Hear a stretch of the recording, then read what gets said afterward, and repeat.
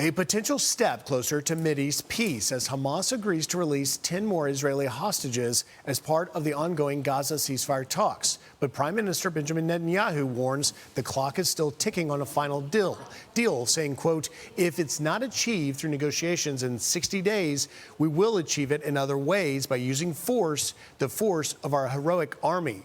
Retired four-star General Jack Keane joins us now. General, thanks for joining us. What do you make of this talk about possibly, we're going to have 10 hostages released? We believe there's about 50 remaining, of which 20 are alive, and the prospect of another ceasefire. Yeah, well, certainly this has been a tough negotiation for sure. And the points of agreement are the release of the hostages, as you indicated, 10.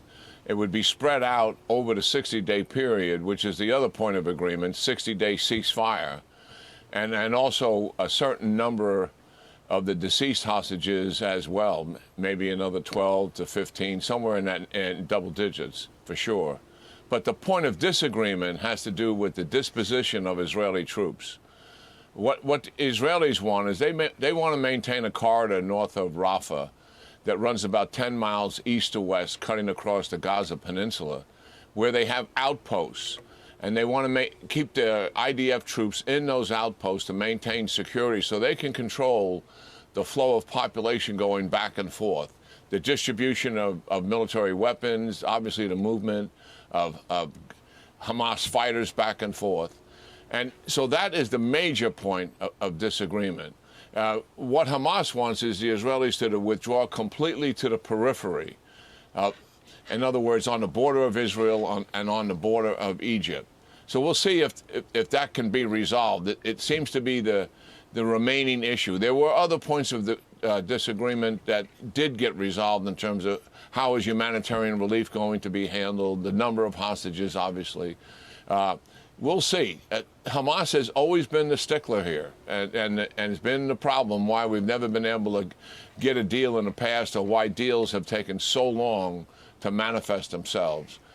Prime Minister Netanyahu is dead serious. If we don't get a deal here, he's going to resume aggressive military operations to bring down the rest of the Hamas fighters. The other thing that Hamas wants that's really not part of the deal is they want to end the war. And they want to have serious negotiations to be able to do that. And they would like that to start at the end of the 60-day ceasefire.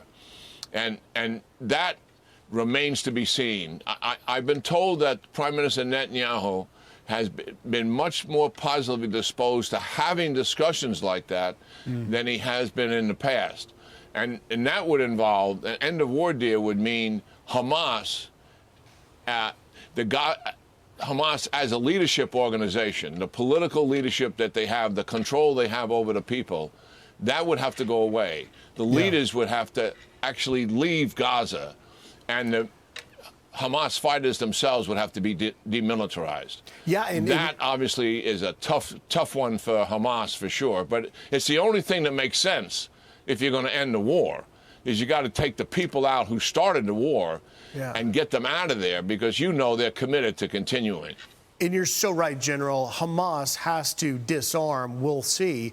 That's yet to be seen if it will happen. I want to just shift gears a little bit, General, and get to a headline in the New York Times. They're reporting that some of Iran's enriched uranium survived the strikes from Operation Midnight Hammer, but the White House is pushing back on this, saying, as President Trump has said many times, Operation Midnight Hammer totally obliterated Iran's nuclear facilities. The entire world is safer thanks to his decisive leadership.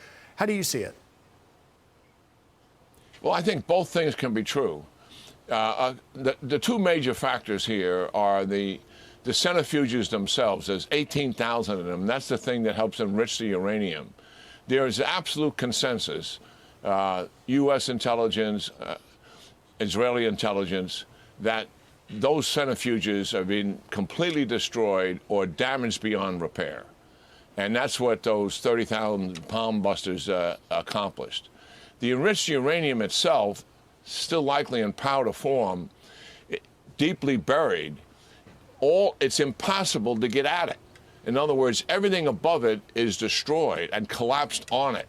So to get to some powder that may be deeply buried and have access to it and be able to enrich it. One, there's no means to enrich it, no centrifuges. Two, to get at it would be a major, major recovery operation, unlikely that they're going to conduct. And if they did conduct it, the Israelis are watching this, and certainly they're not going to permit it to happen.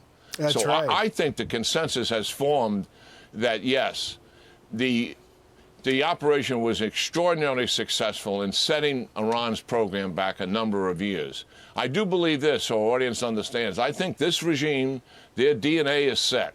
I believe they do want to recover and rebuild their nuclear program. They may not recover it on the sites that they have.